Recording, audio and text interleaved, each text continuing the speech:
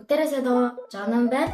Өнөөдөр би хайрт ээж аваа баярлуулахын тулд гарын кофе болон hand drip coffee хийх гэж байна.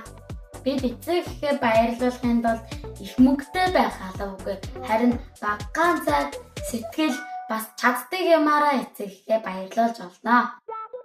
За тэгээд одоо кофе хийхэд хэрэгтэй зүйлсүүдийг тайлбарлаж өгье. Энэ ер нь бол буталцсан кофе хэрэгтэй. Би сая уурдашлаа буталчлаа. Тэнгүүд энэ кофений аяга энэ болохоор кофе буулгах юмнууд байгаа.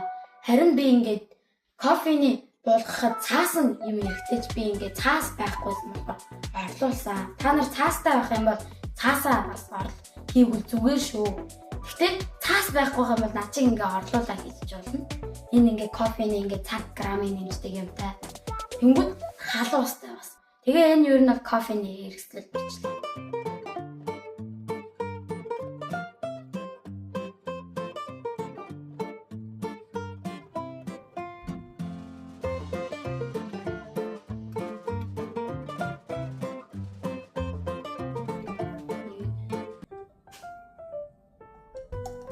Ер нь бол тэгэл ингээл болоо. Аав ээжигээ баярлуулахад 3 минут 30 секунд. Нэрээ бас энэ кофего ингэж ирүүлвэл гоё ингээд доор байгаа хар кофенууд нь бусдаа нийлээд гоё амттай болно шүү.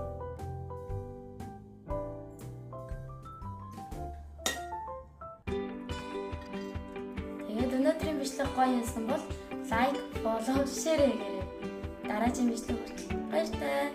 Нэрээ бага насны зүүнээр эргэн тойронд явж явах халуун усаас